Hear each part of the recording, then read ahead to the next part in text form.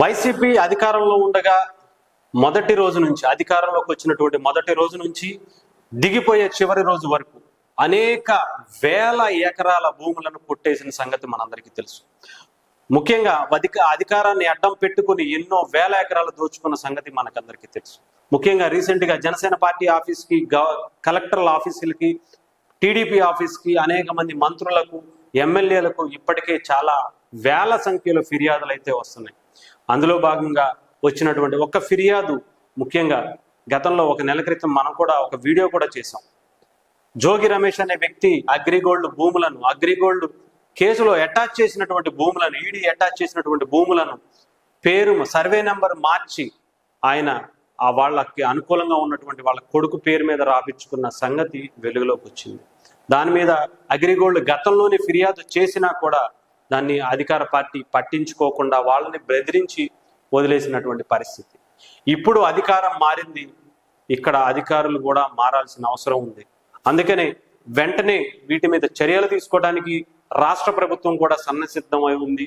ముఖ్యంగా జోగి రమేష్ కొడుకుగా ఉన్నటువంటి ఆయనను కూడా అరెస్ట్ చేసి కోర్టులో హాజరుపరచడానికి నిర్ణయించుకున్నారు. ముఖ్యంగా ఈ కేసు చాలా తీవ్రమైనట్టుగా ఉన్నట్టుగా తెలుస్తుంది. ఈ కేసులో బలంగా ఉచ్చు బిగుచుకున్నట్టుగా తెలుస్తుంది జోగి రమేష్ కుటుంబానికి, జోగి రమేష్ కూడా. అంటే ఒక సర్వే నెంబర్ మార్చడం కోసం ఆయన అధికారాన్ని దుర్వినియోగం చేశారు. అది కూడా ఈడీ కేసులో అటాచ్ చేసి ఉన్నటువంటి అగ్రిగోల్డ్ భూమిని ఎలా కొనుగోలు చేశారు, దానికి సంబంధించి ఒక సాకు కూడా చూపిస్తున్నారు. ఈనాడు క్లాసిఫైడ్లో మేము చూసి భూమిని కొనుగోలు చేశామని, ఆ తర్వాత మళ్ళీ అదే క్లాసిఫైడ్లో మేము యాడ్ వేసి మళ్ళీ భూమిని అమ్మేశాము అని కూడా చెప్తున్నారు. అసలు ఈ క్లాసిఫైడ్ వెనుక, అంటే ఒక ప్రకటన వెనుక వీళ్ళ ఆంతర్యం ఏంటి అనేది సిఐడి విచారించి కీలకమైనటువంటి నిజాలను బయటికి తీసుకొచ్చింది. ముఖ్యంగా ఆంధ్రప్రదేశ్లో విజయవాడకు సమీపంలో ఉన్నటువంటి అంబాపురంలో 87, 88 సర్వే నెంబర్ల పేరుతో జరిగినటువంటి ఏదైతే అవకతవకల కారణంగా జరిగినటువంటి విచారణలో జోగి రమేష్ అని కుటుంబం దీంట్లో పాలు పంచుకుంది అన్నట్టుగా తెలుస్తుంది.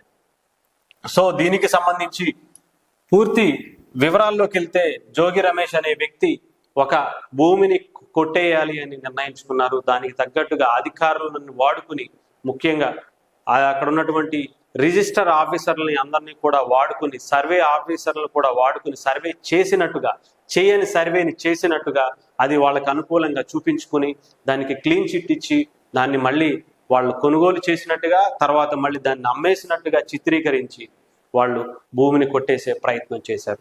దాదాపు కొన్ని కోట్ల రూపాయలు విలువ చేసే ఈ భూమిని కొట్టేయడం వెనుక వైసీపీ అధికారానికి దుర్వినియోగానికి పాల్పడినట్టుగా తెలుస్తుంది.